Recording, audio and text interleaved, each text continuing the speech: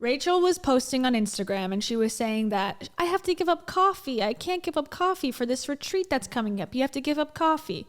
And people, including myself, were speculating like, oh, what kind of retreat would make you cut off coffee in advance?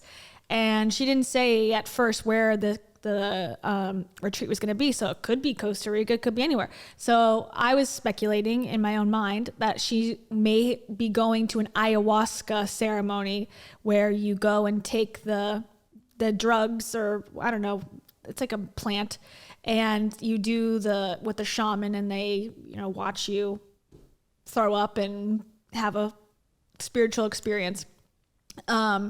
But it seems like based on Reddit that it wasn't, because I guess her boyfriend had to come and drive and pick her up because she didn't like it. So I have a great example of this. I wasn't meant to be going to see Hugh Jackman on Broadway this weekend. I was meant to be going to a retreat. I was really excited. I've been planning it for months. I was recommended to go to this retreat by one of my friends. And they were like, it's so amazing. You're going to love it. It's going to be life-changing, whatever. So I sign up. I go by myself because I'm thinking this is going to be this really beautiful, sacred, spiritual experience. And the closer and closer it got to the day, I just felt almost apathetic about it. I just felt like I had no passion or excitement, and that's not like me. When I have something that I've planned like this and I'm so excited, especially when it's a spiritual practice, when I feel like I'm going to go do yoga and I'm going to eat this amazing food, I'm going to learn about my body and I'm going to learn about connection, or all of these things. I get so excited about those things. So building up to this retreat, I was just kind of feeling like nothing. It was almost like when I would tune in, sounds like such a hippie as it's falling out of my mouth, but when I would kind of tune into the vibration of this retreat, it just felt kind of nothing was there. And I was like, this is so weird. And Boo was asking me oh, are you so excited? My friends were asking, everyone knew I was doing it, my kids. Isn't it funny how, okay, she decides, I'm assuming the story is she decides to leave because the vibes weren't good. The vibes weren't good for her. Fine, no problems. But of course, already she's going to now tell the story in hindsight. Oh, I knew the whole time. I'm so in tune. I would never make a mistake. I actually, again, didn't trust my gut. I followed my team, AKA her friends this time.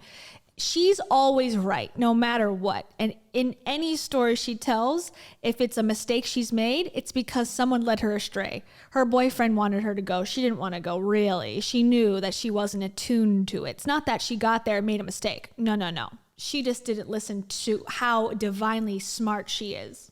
Hey, are you going? They all knew I was going out of town. And so they kept asking if I was excited. And I was like, yeah. But I just felt weird about it. Why? I felt weird traveling there. I felt weird when I got there.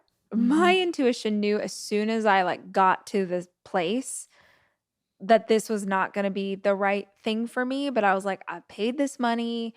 I also, I'm going to be honest, I don't want these people to think that I'm weird because I showed up and then I'm just leaving. That feels rude. So I got into the space. I still feel kind of, I don't know. And I think it's important in this instance, especially because when it comes to this idea of spirituality and learning from other people, which was what I was there to do, it's very important that who you're learning from or who is in that circle with you feel like the vibrational level that you want to be at. So I'm going off on What does that mean? Everyone had their vibrators out and they're on level 10 intensity. I'm more of a 7.5 type of girl. So I just knew that it was off. It was just not the same. We were just not the same vibe.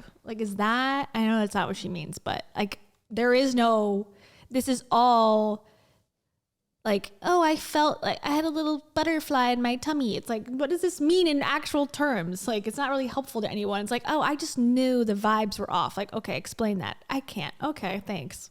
Bit of a tangent here, y'all, as per usual.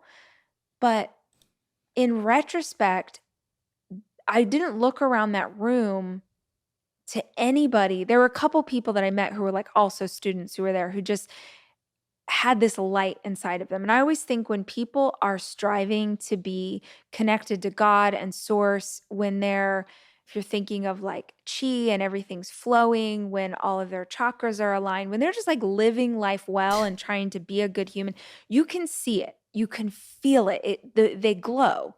And so I guess No, I you cannot. expected to walk into this experience and That's called being rich. You have access to good skincare, healthy food, Botox, yoga, a non-stressful job. That's what that is. That's not your chakras being aligned. That is called wealth. Look it up. have the teachers at least that I would be able to feel that from them. And I immediately didn't. And that made me very nervous. And then it all went downhill from there. I had one night at this retreat and I was supposed to be there for multiple days. And literally the next morning, I text Boo, who was nowhere close to my retreat. He was in the same state, but was not close. And I was like, I need you to come get me. I'm so sorry, but I need you to come get me. I don't want to be here. And this is just not right. Like everything in my spirit was like rejecting this experience. And there was a absolutely like basically every version of me up until the last 2 years who would have stayed in that space because I didn't want to offend anybody, because I didn't want anyone to judge me or think like I wasn't strong enough or cool enough or whatever. I would have stayed. I would have stayed in a situation where I did not feel comfortable and where I knew it wasn't for me because I was worried about the opinions of other people. And in this instance, I was just like, nope, I paid my money. Like, I'm not at, so I just, Boo came and I snuck out of this place like a thief in the night. I swear to you, there is a hilarious video of me like walking down a mountainside with my suitcase in my hand because I was like trying to get out before anyone else woke up. And Boo was just like dying laughing in the car, like waiting for me because it was so crazy. But the whole reason I'm telling you that story, Elizabeth. Okay, that was like a 10-minute story. What happened was she went somewhere, decided she didn't want to be there anymore, and then left. It was the craziest thing. I was walking out with my suitcase, like, okay, you're really stretching this one out quite a lot. How about, okay, so she went to Broadway that weekend, so I wonder if they were in New York then. So let's look up New York retreats, November, 19th? When was the weekend? I'm trying to figure out which one this was. Teal Swan. I don't know. If she went to Teal Swan and left, okay, I think that's a good intuition, but I don't know which one. I'm curious which one she went to. I need to know. Is that my intuition leading up to this event knew that something was off. I had conversations with the people putting it on. I had gotten emails about it, and just everything that I was seeing I wasn't aligning with it. And I ignored that because I really wanted to have this experience of what I thought it was going to be. Yeah, what about Pam? I agree with Stephanie. What about Pam? Pam, you can't trust Rachel. She didn't stick to her commitment to seeing this spiritual, experience through. Would you trust someone that couldn't just stay at a probably luxury retreat for 3 days? Psh, I don't think so, girlfriend. Good point. But I should have listened to that voice. I've talked about this before a lot, and I've had a lot of different teachers come on and share wisdom about connecting with. Oh yeah, this is still her answering the question that someone's like, how do I accept my life for what it is? Let me tell you a little ditty about Hugh Jackman and my experience on a retreat. Intuition, which is the wisdom to know the difference. That's your intuition. But ultimately, I think that you have to develop a relationship with your intuition, because what's likely happened is that little voice inside of you, your gut, that thing that we're all born with, it's likely been Maybe she went to Nexium. I mean, that's closed now, I think. But Nexium was in Albany, New York. Maybe she met with the remaining members of that, the Keith Raniere sex cult, perhaps? Getting a little brand on the weekend? silenced, pushed away, ignored, berated, so much so that it stops to speak to you. Or maybe that voice has been screaming at you for years, but there's so much other crap in the way, standing in between you and that intuition, that you can't hear the wisdom it's trying to share. This, by the way, is how things begin to manifest in our body. All of a sudden, you start to have anxiety attacks, or you start to have different things in your body that are like shutting down, or pain that's you're experiencing that kind of came out of nowhere. You're getting headaches, you're getting bloating. Our body will hold the truth. The reason I'm bloating is because this retreat is not for me. I am not meant to have a spa session at noon. I'm bloating. I must leave. But I'm not going to say anything. Bye. Of what we cannot see or what we refuse to see, our body will hold on to that. And if we can't listen to the intuition, our body will try and express itself through other means. So I think it's about having a relationship where you begin to listen when your instinct tells you that something's not okay. And what I found is that the more that I listen to that voice, the more I will leave a situation, even if everybody else will judge me for it, the more that I will hold up a personal boundary, regardless of what someone else thinks. That is what encourages that voice to become stronger. So by looking back historically, we can see all of the times that we were guided, but we can also identify what were those feelings that I had that I ignored. Because I cannot tell you, I don't know if y'all have this, but I think of so many times in my past where I'm like, these moments stand out in time. Like, think about this for a second. Do you have any memories of, in your relationship, with friendships, with family members, in your past, where nothing really happened in that moment? Like, it seems like sort of a boring moment, but for some reason, you always remember it? No. I have so many of those. And the older I get and the more I explore those moments where I'm like, why does this memory stand out to me? Why does this memory of my friend telling me the story stand out to me so much? Why does this moment where I heard someone talking about someone else, why does that stay in my memory? And what I've realized, y'all, is it stays in my memory because on a subconscious level, my body knew that something was wrong with that information, even if my mind couldn't process it. My body sensed that someone was lying. My body knew that something about the information I was being given was incorrect. Like, I get chills thinking about how many times I'm just like, why do I remember this random moment? And then I'll think it through and go, oh, because later that friend ended up screwing me over in such a huge way. And that moment in time where I got I think everyone, this is my own perspective, obviously. I think everyone has those feelings sometimes, at least I do, where I'm like, oh, that was something weird. And if it turns out to be something, you think about it again. If it turns out to be nothing, you forget about it. That's like how we process information. I don't think it's some like, oh, divine gift that she's received from Dai Bounty, Like, I think it's, yeah, if you meet somebody, right, and they turn out like, and your first impression's bad and it's like, oh, whatever. But then later on you become friends, you might even say like, oh, guys, I used to think you were such a bitch, but you're actually really nice or whatever. That's like a common thing, but if that turned out to be bad, you'd be like, oh, my intuition was that this person was bad and I was right. So I just think it's like you have the data later to go back and go, oh, I was right or I was wrong. And if you're wrong, you forget about it and you move forward. You don't even think twice about it.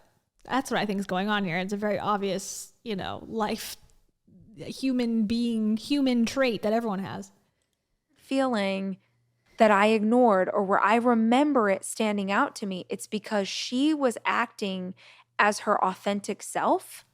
And it wouldn't be until years later that I recognized that that's who she truly was. So those like historical unpackings that we can do in our I think she's talking about Jen Hatmaker for some reason. I just get the vibe.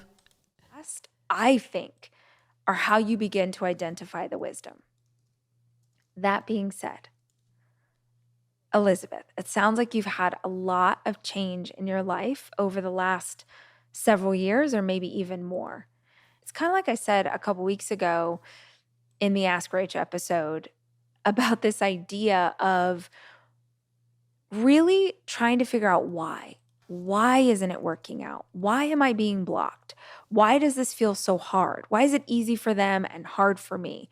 Why is it that every time I go into a situation, it feels like this thing happens? Understanding why, again, this is about pattern recognition. It's about looking at things historically and seeing if there are any patterns in the behavior, is what you need to do to figure out if you're currently self-sabotaging and not realizing it. Because it sucks to hear this, but the only variable that doesn't change in our lives is us. So if you keep encountering the same things over and over, I know it can be daunting to have to hold up a mirror and look at what's going on, but it can also help you. So I'm totally making this up, but for instance, maybe in the last few years, someone's listening to this and they keep getting jobs and they get so excited about what the job is, but then it turns out their boss is always an asshole.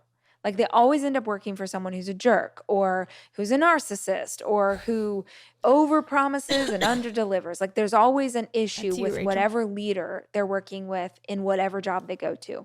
If that is your pattern, Uh-oh, here comes the self-blame. Louise, hey, get your notes out. If you meet 10 jerks in a day, you're actually the jerk. Right? That's the lesson here, I think she's going to say. Blame yourself. that's really powerful because that is not an accident. You are getting those positions with those exact people because something's going on with you.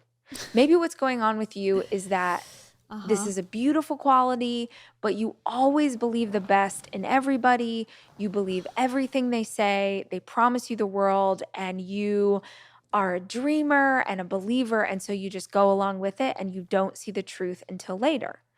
Maybe you always find yourself in these positions because on some level, you don't feel worthy of working for a leader that you identify as smart or powerful or successful. And so you keep gravitating toward people who on some level you know are no good. Maybe you have a long history of that. Maybe your parents showed you that behavior and so you just keep repeating it over and over. I don't know why you might find yourself in these situations, but I do know that patterns repeat for a reason. Patterns repeat for a reason. Wow. So if you can figure out whatever it is that you're not liking about your life, Elizabeth, I don't think you're supposed to accept it. I think that you work to change it for the better. But if you do not have the wisdom to know the difference, you are bound to repeat yourself again. So it sounds to me like you could really benefit from an unpacking. One of my favorite ways to do that is inside of therapy. But if that's not an option for you, open up the journal and just start free form writing. What are the patterns? What's happened in the past? Why does this keep showing up? Give yourself the power to explore. Well, I'm glad she said therapy. I always appreciate that. Good job, Rachel. From a place of change and hope and faith. And just see what. We're 25 minutes into this, and this is one answer. How do I appreciate or how do I accept my life more?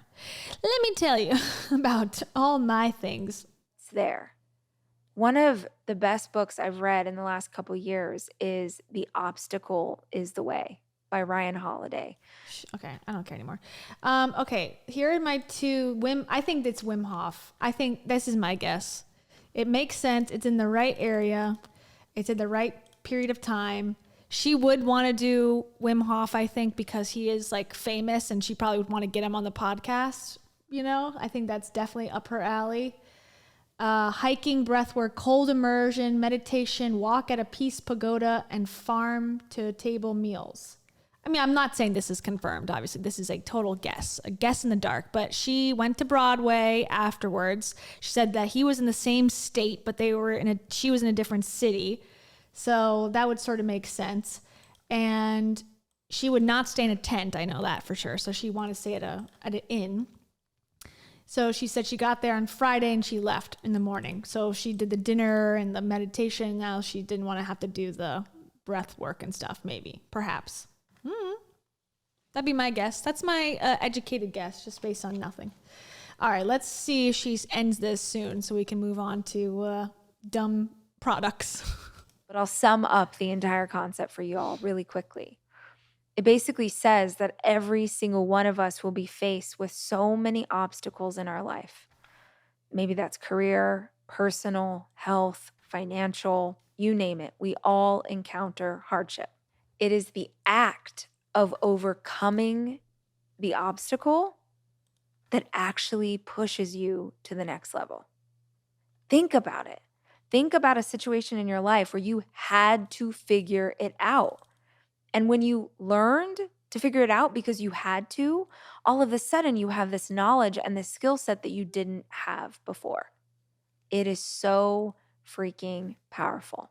So do some unpacking, read that book if you haven't yet, and just trust that it's all going to work out exactly as it's supposed to. There she is. I'm just kidding. Because you are in the driver's seat That'd be crazy. of your own life. And now I'm looking out the window, you guys, and a bunch of kids are about to run in here. So I'm going to pause this for a moment. Okay. Elizabeth, do you feel healed and whole now? Do you accept your life as it is? This is in the Wim Hof place, is in Petersburg, New York.